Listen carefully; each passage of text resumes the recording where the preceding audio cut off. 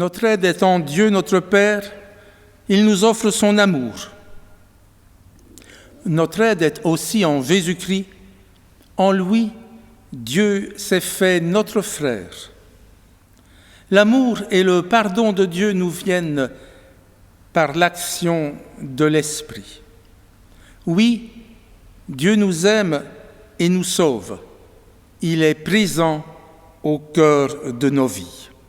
Amen. Quand nous sommes torturés par les soucis, quand l'angoisse nous saisit, quand nous voyons notre faiblesse, et même nos lâchetés et nos péchés, à qui pourrions-nous donc aller? Sinon au Christ, qui veut nous aider à faire peau neuve, à tout recommencer, naître de nouveau. C'est à celles et à ceux qui risquent d'être rejetés que Jésus destine d'une manière privilégiée son message, son invitation et son réconfort. En effet, quand nous sommes malheureux ensemble, cela nous rassemble, tandis que nos joies risquent souvent de nous disperser. Jésus n'est pas seulement celui qui peut guérir, il est aussi et il est surtout celui qui peut nous réunir dans la reconnaissance et l'action de grâce. Je vous invite à chanter à la page 251, le 21-18, « Nous venons dans ta maison ».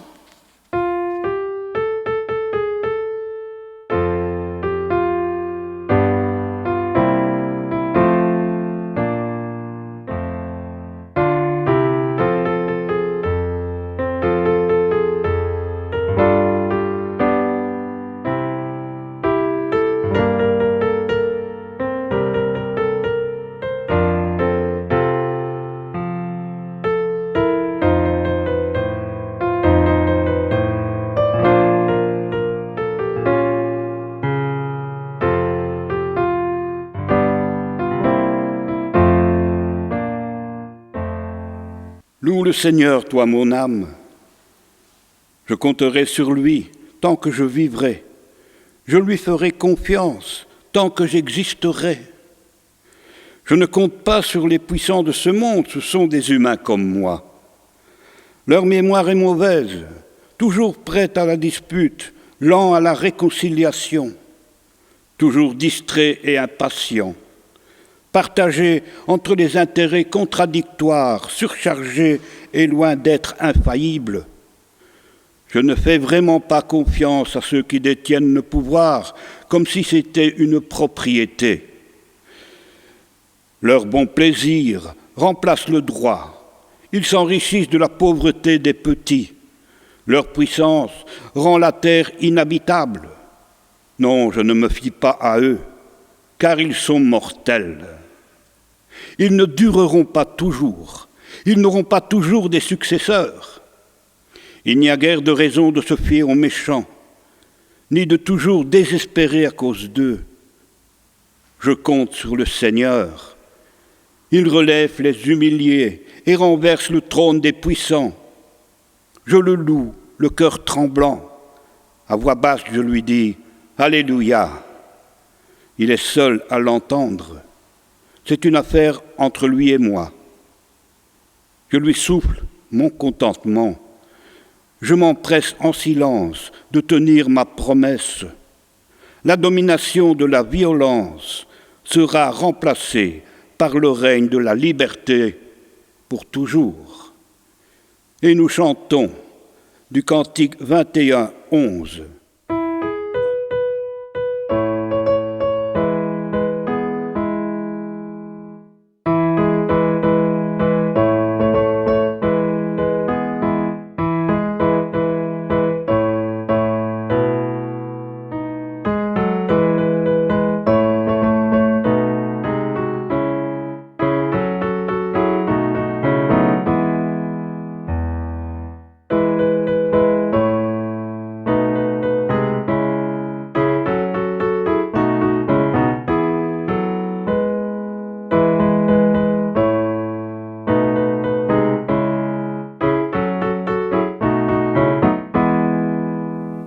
Aujourd'hui, nous parlerons de l'histoire d'un lépreux. Il y a beaucoup de ressemblances entre ce qui se passait il y a 2000 ans et ce qui se passe aujourd'hui. Les préjugés qui ont écrasé les lépreux pendant des milliers d'années ont été remplacés par d'autres préjugés qui écrasent encore plus de personnes. Oui, le monde est plein de préjugés, de tabous, d'exclusion, de racisme et d'intolérance. Il y a beaucoup de barrières entre nous, souvent invisibles mais bien réelles. Qui accepte volontiers de s'occuper d'un handicapé, d'un vieillard, même de jeunes un peu turbulents? L'Évangile nous rappelle qu'un jour, Jésus s'est arrêté devant un homme qui n'avait rien pour lui, rien d'attirant, bien au contraire. Et il a tendu la main vers lui, il l'a touché. En Jésus, Dieu ne s'est pas contenté de parler, il agit, il a aidé, sauvé. Seigneur notre Dieu, le mal qui ronge les humains, c'est la maladie et la solitude, la guerre et les oppressions. De tout cela, délivre-nous, Seigneur. Seigneur, ton évangile nous révèle que les vraies racines du mal sont dans notre cœur. Guéris-nous, Seigneur, de tout ce qui nous entrave et nous emprisonne. Libère notre esprit de ce qui le retient loin de toi et du service des frères. Ouvre-nous l'espace de tes bras, que nous retrouvions la chaleur de ton accueil et travaillons à construire ton règne, maintenant et toujours. Seigneur, prends pitié. Et nous poursuivons notre prière en chantant dans le recueil Alléluia le cantique 4302 « Vers toi, j'élève mon âme ».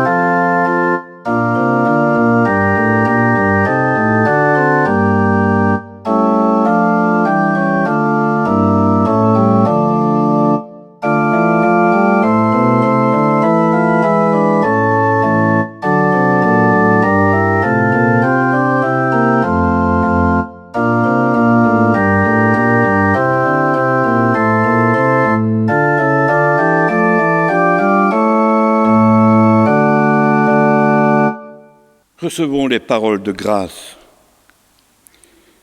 Ce qui nous paraît être une impasse n'est pas sans issue pour le Seigneur.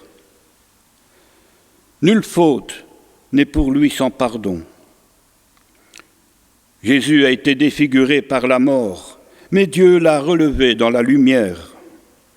Dieu ne laisse pas sans espoir ceux qui sont enfermés dans la nuit et de leur solitude. Louons le Seigneur par la grâce qui nous sauve maintenant. Amen.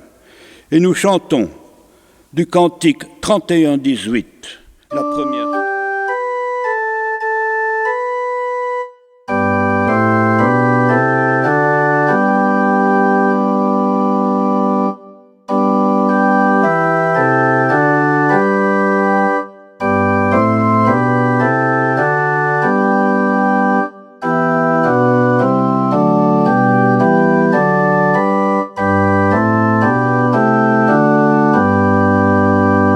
Confessons notre foi. Je crois en Dieu le Père. Il accueille tous les pauvres. Jamais il ne rejette celui qui crie vers lui. Je crois en Jésus-Christ, le Fils. Il a partagé le sort des intouchables. Il s'est laissé rejeter par les siens jusqu'à la croix. Je crois en l'Esprit Saint. C'est le don de l'amour du Père et nous fait de nous des témoins de sa parole et de sa vie. Je crois que l'Église a la mission d'annoncer par la vie des croyants qu'un autre monde se prépare, qu'une autre vie est possible. Amen.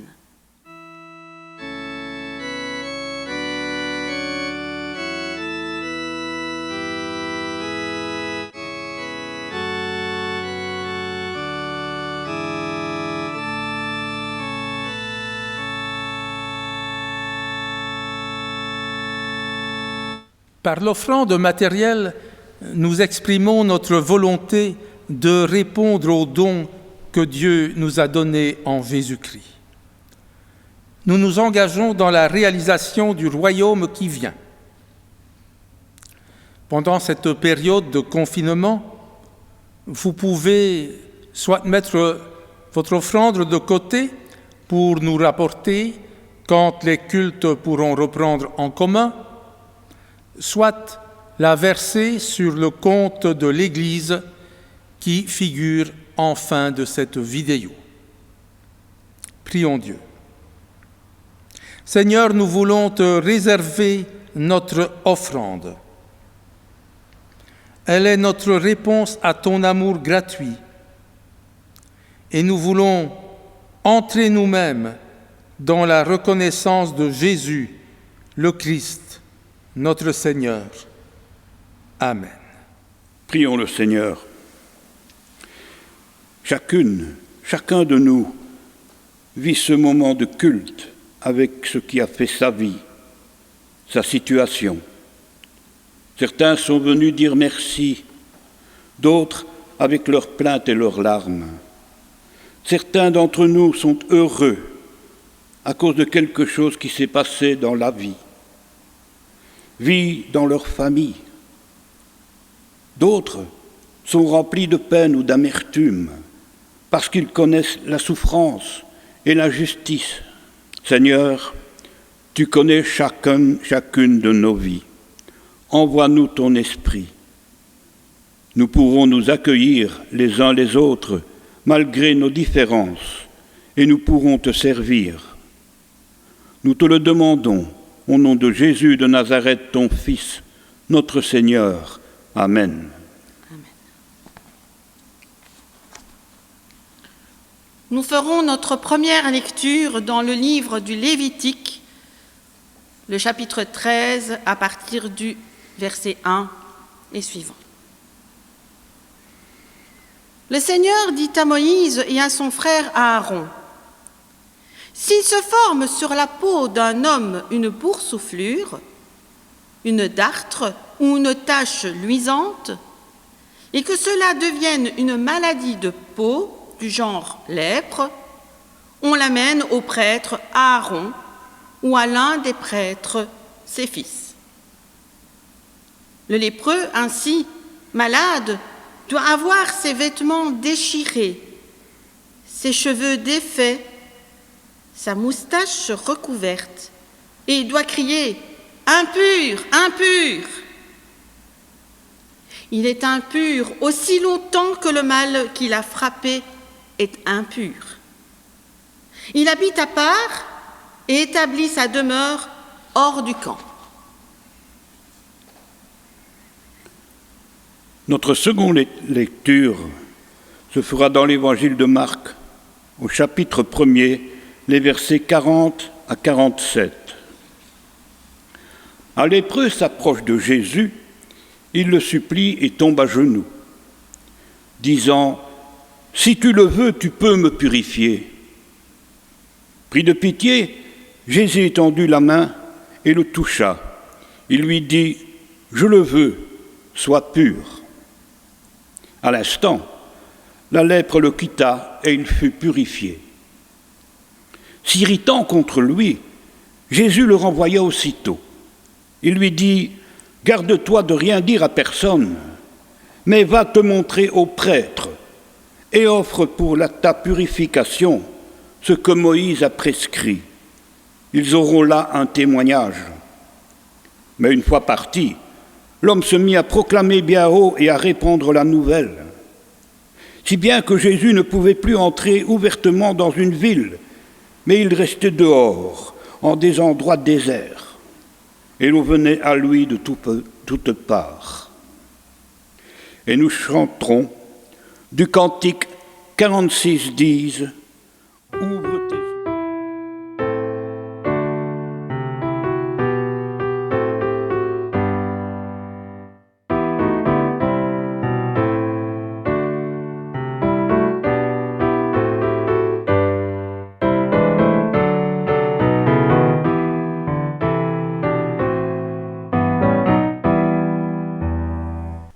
Il y a toujours eu des groupes rejetés par la population. Les lépreux, les pestiférés. Il y a 30 ans, c'étaient les malades atteints du sida. Puisqu'aujourd'hui nous méditons sur la présence de Dieu dans la vie humaine, nous avons relu l'expérience d'un homme qui s'est mis volontairement en présence de Jésus-Christ, bien qu'il ait appartenu à une catégorie rejetée et impure, un lépreux. Et je voudrais relever 4 points dans ce récit. Le premier, c'est un lépreux vient à Jésus. Ici, on ne le lui amène pas. Il n'y a pas d'intermédiaire, comme dans le cas de plusieurs autres malades. Le lépreux a dû prendre sa décision seul et il a dû vaincre la répulsion et la peur qu'il inspire à la foule pour parvenir à s'approcher de Jésus. Le lépreux, c'était en effet l'ennemi exclu numéro 1. Loi du Lévitique, un lépreux atteint de la lèpre portera ses vêtements déchirés, il aura la tête nue, il se couvrira la barbe et il criera « impur, impur ». Aussi longtemps qu'il aura la lèpre, il sera impur. Ce qui caractérise socialement le lépreux, c'est cette exclusion très particulière. Le lépreux est exclu de la société sans avoir commis aucune faute. Il n'a commis aucun délit qui justifie que l'on s'en méfie. Ce n'est même pas un casse-pied ou un trouble-fête dont nous dirions « oh non, le v'là encore, on s'en va vite ». Faut-il accuser la société juive et la loi juive? Serait-ce une exclusion de type raciste, semblable à celle que certains étrangers ont à subir? Il ne faut pas non plus tomber dans l'anachronisme en jugeant cette loi barbare. En présence d'une maladie dangereuse, nous pratiquons aussi la mise en quarantaine face aux risques que peut comporter un contact avec certains malades. Nous connaissons très bien cela actuellement. La lèpre, c'était, et cela reste d'ailleurs, une maladie affreuse et mortelle qui peut défigurer l'individu qui en est atteint, lui faisant perdre certains membres, certains organes, avant de le mener à la mort. À ce titre, le lépreux inspire répulsion et peur. Nous avons fait du progrès en médecine et les connaissances actuelles sont telles que la lèpre peut être identifiée et soignée. Mais est-il besoin de le dire? Ce n'était pas du tout le cas à l'époque de Moïse. ce qui fait que la seule protection envisageable, c'était la mise à l'écart. Le lépreux, c'est donc un exclu pour lequel, à vue humaine, il n'y a pas de solution. Et pourtant, la loi de Moïse n'était pas inhumaine, puisqu'il était prévu le cas où un lépreux serait guéri et pourrait réintégrer la société. On ne peut donc pas assimiler le lépreux à la plupart des exclus de notre société pour lesquels nous pouvons très souvent envisager la recherche d'une solution. Il faut dire que d'autres maladies étaient confondues avec la lèpre, ce qui fait que certaines personnes atteintes d'une simple maladie de peau se retrouvaient isolées de la société, regroupées avec les lépreux, et aussi qu'on voyait régulièrement de soi-disant lépreux revenir guéris. Chez le lépreux, on trouvait l'opposition entre la mort et la vie. Qu'allait-il devenir? Qui allait l'emporter dans ce combat de la mort contre la vie? Ainsi, le lépreux est-il devenu le représentant d'une des questions fondamentales de tout être humain, la vie et la mort. Mais parce que cette maladie faisait peur, le lépreux ne pouvait compter que sur lui-même et sur ses semblables. Jésus et cet homme, selon les critères de la loi de Moïse, sont en opposition. Ils n'auraient jamais dû se rencontrer. Et pourtant, les voilà face à face. L'homme, le lépreux, est exclu du temple et des synagogues. Il ne peut pas avoir part à la vie religieuse de Monsieur Tout-le-Monde, mais voilà qu'il peut avoir plus. La présence directe de Dieu venue parmi les hommes. Il est de renommée que rien n'arrête, pas même les frontières d'une léproserie. D'une façon quelconque, cet homme avait été mis au courant des miracles de Jésus. La première prédication de l'Évangile ne fut rien d'autre que ce que la rumeur publique colportait et probablement déformait les faits, les gestes, les paroles de Jésus, comme le fait actuellement toute rumeur. La façon dont le lépreux aborde Jésus indique qu'il croit à sa puissance. « Maître, si tu le veux, tu peux me guérir. » Certains ne demandent jamais rien à Dieu. Ils estiment que si Dieu existait, il devrait bien se rendre compte lui-même des besoins des hommes et leur venir en aide. Bien, voilà le Dieu nounou, le Dieu pour assister, absent de la Bible, inventé par la philosophie de la facilité. D'autres prient Dieu comme s'il lui donnait des ordres. Ils prennent même des sanctions contre lui s'il n'obéit pas. C'est le Dieu réparateur sur commande de nos dégâts, le Dieu qui doit accorder force, bonheur, santé, richesse. Sous peine de voir l'athéisme envahir la planète, c'est le Dieu inventé par l'égoïsme humain. Et ceux qui croient punir Dieu finissent par ne punir que leurs bêtises. Mais l'attitude du lépreux, c'est celle de la vraie prière. À la fois confiance, certitude que tout est possible, mais en même temps humilité et respect. Maître, si tu le veux.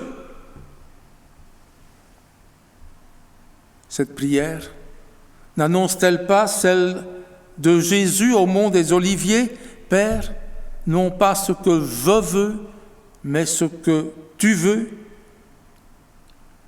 C'est la prière par laquelle nous nous exprimons lorsque dans le Notre Père nous disons que ta volonté soit faite sur terre comme au ciel, et peut-être l'oublions-nous un peu facilement, vous et moi. Il n'y a pas de doute dans l'esprit de ce lépreux quant à la puissance de Jésus. Ce qu'il y a réuni un court instant Jésus et le lépreux, c'est la foi du lépreux. Il n'y a pas de présence divine qui ne doive obligatoirement commencer par ce petit mot, la foi. Et le lépreux l'avait compris. Il devait avouer foi à ce que la rumeur lui avait fait parvenir à propos d'un certain Jésus de Nazareth, le type même de la foi aveugle, au très loin bien sûr d'un travail de fouille théologique, essayant de faire la part de réel et de symbolique dans la Bible, mais cela aussi nous l'oublions facilement. Allons-nous accepter de comprendre qu'il n'y a aucune exclusion sociale, aucune déchéance, aucune situation impossible qui ne puisse être surmontée directement par la foi? Et aussi qu'inversement, si la foi n'agit pas en nous, quelle que soit notre connaissance, notre piété affichée, nous sommes beaucoup plus loin de Jésus-Christ que ce lépreux de l'Évangile. La foi, c'est l'intermédiaire entre ceux qui semblent ne jamais devoir se rencontrer. La foi, premier outil de la présence de Dieu. Deuxième point, l'opposition entre la vie et la mort était présente en cet homme et elle prenait une forme que nous connaissons bien, la santé et la maladie. Décider de la vie ou de la mort, c'est d'abord décider de la maladie ou de la santé. Le lépreux a fait ce qui était en son pouvoir. Il a cru en la puissance de Jésus, il s'est mis en route, il a posé sa question. Et pour lui, son rôle s'arrête là, provisoirement. C'est au tour de Jésus d'intervenir en médiateur de la situation. Comment passer de la maladie à la santé? Il suffit de cette seule parole de Jésus. Je le veux, sois guéri. Jésus guérit le corps de cet homme. Il y a dans le christianisme traditionnel une sorte de mépris du corps, mépris de cette vie terrestre. On croirait à lire une certaine littérature religieuse ou à écouter les paroles de certains cantiques ou même certaines prédications que le seul but du chrétien soit de mourir pour aller le plus vite possible au ciel. Cette perspective d'une vie dans l'au-delà, c'est le deuxième cadeau de Dieu. Il ne doit pas avoir pour conséquence de nous faire rejeter ou oublier son premier cadeau. L'Éternel forma l'homme de la poussière de la terre. Il souffla dans ses narines un souffle de vie et l'homme devint littéralement esprit incarné. Et Paul a écrit de son côté « Votre corps est le temple du Saint-Esprit ». Oui, notre corps matériel, cette vie sur terre, tel est le premier cadeau que Dieu nous a fait et dont nous devons prendre soin. En parodiant l'épître de Jean, je dirais, si le chrétien n'aime pas ce corps qu'il voit, s'il n'aime pas la vie qu'il a, comment peut-il aimer l'esprit qu'il ne voit pas et apprécier une vie qu'il ne connaît pas encore? L'opposition entre le corps et l'âme, c'est une fausse opposition. Et nous le voyons précisément dans l'ensemble des récits miracles. Cette opposition n'existe pas. Jésus s'occupe du corps comme de l'âme, parce que dans l'opposition de la vie contre la mort, tous les deux se trouvent du côté de la vie. Nous pouvons perdre notre temps 20 siècles plus tard à essayer de comprendre ce qui s'est passé. Certains diront une puissance extraordinaire sortie de Jésus pour pénétrer dans le corps de son interlocuteur et tuer les miasmes de la maladie en un temps record.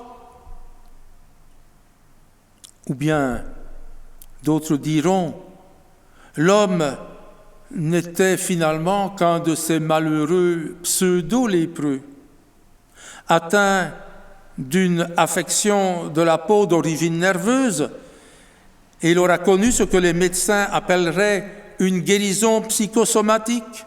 Je ne sais pas, et ça n'a pas d'importance. Une seule chose compte, c'est qu'à l'interpellation du lépreux, si tu veux, tu peux me guérir, Jésus répond, je veux. La foi ne rencontre jamais une rebuffade de la part de Dieu, même si parfois le « je veux » qui nous répond n'est pas exactement celui qu'on attendait, comme si on avait donné un ordre à Dieu. Il y avait peu de chances que Jésus et le lépreux se rencontrent. C'est la foi qui les a réunis. L'homme malade pouvait garder des souvenirs du temps où il était en bonne santé. Ce n'est pas cela qui lui aurait rendu la santé, mais par contre la volonté de Dieu agit en Jésus-Christ. Et là encore, nous croyons que si la foi nous met en route pour aller à la rencontre de Jésus-Christ, celui-ci répondra d'une façon ou d'une autre à notre attente. Évangile de Matthieu, chapitre 7. « Lequel d'entre vous donnera une pierre à son fils s'il lui demande du pain? Ou s'il lui demande un poisson, lui donnera-t-il un serpent? Si donc, méchants comme vous l'êtes, vous savez donner de bonnes choses à vos enfants, à combien plus forte raison votre Père qui est dans les cieux vous donnera de bonnes choses à ceux qui les lui demandent. » La présence de Dieu n'est pas seulement un refuge pour l'au-delà et plus tard, nous la rencontrons dès ici-bas, dans notre vie. Troisièmement, l'homme était exclu, avons-nous dit, de la vie sociale et même religieuse de ses contemporains. C'est la troisième opposition du récit. Il y a l'homme exclu par le clergé et l'homme réintégré dans la société par ce même clergé. Le lien, le passage de l'un à l'autre, c'est la santé que Jésus lui a rendue. Il peut maintenant aller trouver les prêtres et faire constater qu'il est redevenu un homme comme les autres, qu'il peut réintégrer la communauté. Cet homme guéri devait se conformer à la loi en offrant un sacrifice pour sa guérison, reconnaissant ainsi l'origine réelle de sa santé recouvrée, un don de Dieu. Cela n'aurait servi à rien de rendre à l'homme la santé pour qu'il continue sa vie cachée et misérable de lépreux mendiant. Les événements continuent à s'enchaîner et à se répondre les uns aux autres jusqu'à ce qu'ils aient atteint leur but. Quand Dieu agit en nous, ce n'est pas un acte gratuit, un acte inutile, c'est un acte qui doit trouver son prolongement dans un changement d'existence. Et c'est peut-être là l'origine du fait que nous croyons que Dieu ne nous répond pas, parce que nous ne sommes pas prêts à en accepter les conséquences, un changement d'existence. Nous interpellons Dieu trop souvent sans que notre demande ne doive déboucher sur une autre vie, et c'est là tout le problème. « Seigneur, fais pour moi ceci ou cela ». Ça, c'est notre prière la plus fréquente. Mais à quoi bon? À quoi bon si c'est pour continuer la même existence? Si Jésus a guéri la lèpre physique, c'est pour ouvrir la voie à la guérison de la lèpre morale et spirituelle, les autres lèpres qui détruisent toute forme de vie. Toutes choses sont en travail au-delà de ce qu'on peut dire, avait écrit l'Ecclésiaste. Tout a un but. Une parole n'est pas dite pour elle-même. Une action n'est pas accomplie pour elle-même. Un changement n'a pas lieu pour le plaisir de changer. Nous connaissons tous des personnes qui ont un respect superstitieux de la Bible, de la lettre. D'autres, en réaction, ne prennent en considération que la dynamique, le mouvement libérateur. Le respect de la lettre est aussi remplacé, non par le respect de l'esprit, mais par le respect de ce qui a donné naissance à la lettre. Sous prétexte d'avancer, on a reculé. Intéressons-nous à l'esprit, c'est-à-dire à ce que la parole ou l'acte produit. Respecter la lettre de la Bible, c'est voir dans la guérison du lépreux un grand miracle. Mais ce respect ne me guérira de rien, même pas de mon prochain rhume de cerveau. La lettre est inutile, la lettre tue même. Respecter la dynamique de l'écriture, le mouvement qui a donné naissance à la lettre, c'est voir dans la guérison du lépreux un affranchissement de la loi juive, une force qui dépasse les conventions sociales. Mais à quoi bon être affranchi si nous ne savons pas que faire de notre liberté? Lorsque l'on a affranchi les esclaves après la guerre de sécession, on a laissé sur place des milliers, des centaines de milliers d'hommes, anciens esclaves, qui ne savaient plus que faire de leur vie.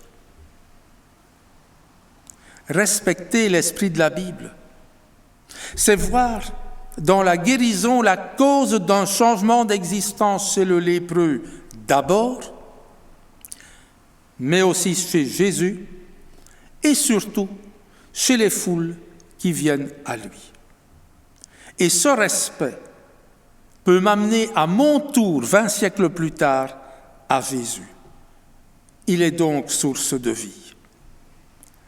La présence de Dieu se manifeste dans mon changement d'existence. Quatrième et dernière opposition à constater, celle-ci se retrouve dans l'attitude de Jésus, qui est à la fois respectueux de la loi de Moïse, mais qui pourtant ose l'outrepasser au point de toucher volontairement un lépreux. Parce que ce récit, ce n'est pas seulement la rencontre d'un homme malade avec Jésus. Depuis la résurrection, tous les lépreux, tous ceux qui sont exclus de la société sans en être responsables, ce miracle est le témoignage de la rencontre impossible et pourtant réalisée. Quelle que soit la répulsion physique ou morale qu'un individu m'inspire, quelle que soit la lèpre physique ou morale qui soit en lui, quelle que soit l'attitude d'exclusion que la société adopte à son égard, il y a toujours quelqu'un à qui il peut s'adresser et vers qui il peut aller. Et ce quelqu'un, c'est Jésus-Christ. Jésus-Christ est là, toujours prêt à accueillir celui que tous les autres rejettent parce qu'ils en ont peur, et que dans sa déchéance, c'est leur possible déchéance qu'ils voient et craignent. Celui qui rejette le lépreux, quelle que soit la nature exacte de sa lèpre, quelle que soit la confusion que nous entretenons à son sujet, qui sait si ce n'est pas son futur lui-même qu'il chasse. Mais il y a une condition. Il faut faire le premier pas. Jésus n'est pas allé vers les gens. Ce sont ceux qui avaient besoin de lui qui sont venus à lui. Il nous faut croire en la puissance d'accueil qui est à Jésus. Sans ce premier pas, pas de contact, pas de relation possible. Et qui lui dira la puissance de Jésus, sinon ses témoins, c'est-à-dire aujourd'hui les chrétiens. Ce que la rumeur aveugle et inconsciente a fait jadis, colportant les merveilleux épisodes des miracles de Jésus, c'est maintenant à nous chrétiens, à nous l'Église, de le faire, mais de le faire volontairement. Retrouvons l'apôtre Paul. Comment donc invoqueront-ils celui en qui ils n'ont pas cru? Et comment croiraient-ils en celui dont ils n'ont jamais entendu parler? Et comment en entendraient-ils parler si personne ne prêche? Comment un exclu croira-t-il qu'il peut être accueilli si nous ne lui montrons pas qu'il ne sera pas rejeté dans sa démarche pour changer d'existence? Retenons bien, il n'y a pas de lèpre si profonde, si grave, que le Christ ne puisse guérir au prix de cette simple phrase « Maître, si tu veux, tu peux me guérir ». Qu'ils veulent faire ce premier pas, et le réprouvé n'est plus seul. « Oui, je veux te guérir, dit Jésus. Oui, je veux te guérir, disons-nous, en écho à Jésus. Et l'homme se transforme. À son tour, le voilà complètement renouvelé, et qu'il peut, sans peur, sans honte, commencer une vie nouvelle. À son tour, il peut outrepasser la loi et témoigner de cet amour qu'il a accueilli quand tous se liguaient contre lui. Quelle belle histoire, me direz-vous, une histoire pour l'école du dimanche. Mais cette histoire sera encore plus belle si elle cesse d'être l'histoire des autres pour devenir la nôtre. Il y a des maladies que nous partageons tous. Nos églises elles-mêmes semblent malades et même parfois moribondes. Les théologiens et les assemblées de chrétiens se penchent à son chevet, cherchent un remède miracle, mais il n'y a jamais eu qu'un seul remède miracle, et il s'appelle la foi. Et je crains que dans beaucoup de nos églises, on ne pose les bonnes questions à l'envers, en plaçant en premier lieu non plus la foi, mais ce qui ne devrait être une conséquence de la foi, c'est-à-dire les œuvres. Lorsque la foi est présente, le reste suit. Mais si la foi est absente, les œuvres ne peuvent rien pour nous. Ne jouons pas aux sorciers. Nous ne sommes pas des meilleurs médecins de la déchéance que Dieu lui-même. À notre tour, celui qui se sent déchu et rejeté, qu'il s'approche de Jésus-Christ. « Maître, si tu veux, tu peux me guérir. Tu peux faire disparaître tout ce qui me salit. Tu peux faire tomber toutes ces barrières que le temps et les circonstances ont dressées entre les autres et moi, entre toi et moi. Tu peux rendre la vie à ce qui va périr. » « Je le veux, dit Jésus, sois guéri. » Que la présence du Christ se manifeste dans notre vie et qu'à travers notre témoignage, le monde voit et croit en la puissance de la foi. À notre tour, nous serons approchés par différents lépreux et nous pourrons continuer ainsi l'œuvre de Jésus-Christ. Amen.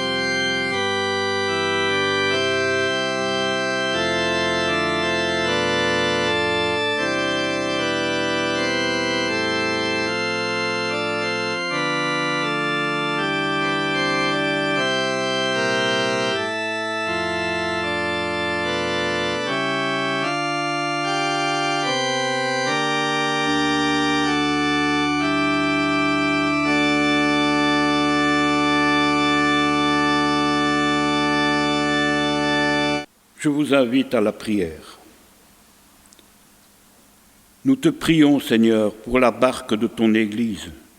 Elle est aussi battue par les vagues dues aux orages du temps.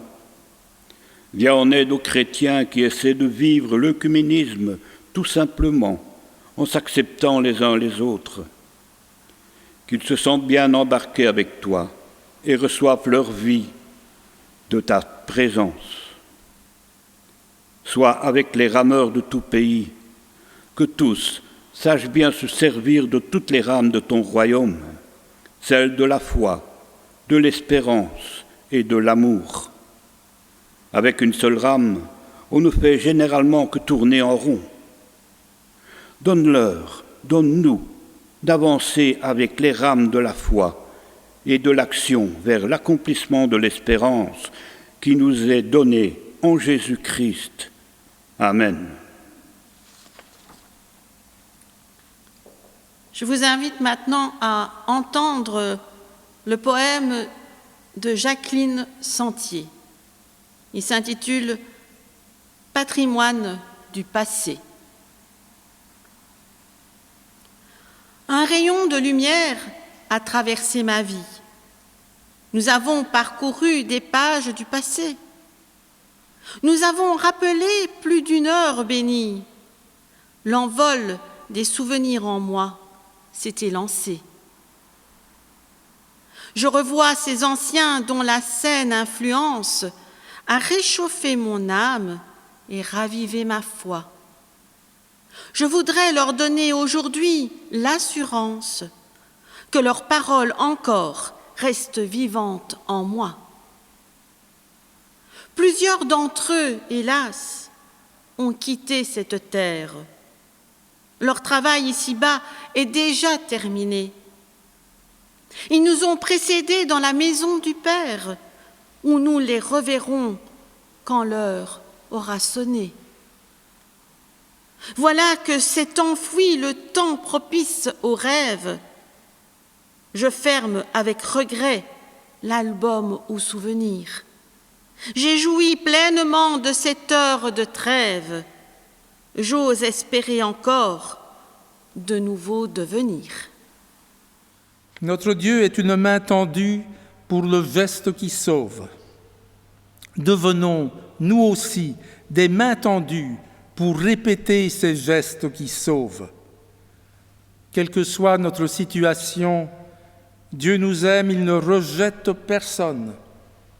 Il ne peut supporter qu'aucun des siens ne se perde. Recevez la bénédiction de la part du Seigneur. La grâce est avec tous ceux qui aiment notre Seigneur Jésus-Christ. C'est inébranlable. Allons avec cette certitude et marchons dans la paix du Christ. Amen. Avant de nous séparer, nous chanterons le cantique 62-79, Rendons gloire à Dieu notre Père.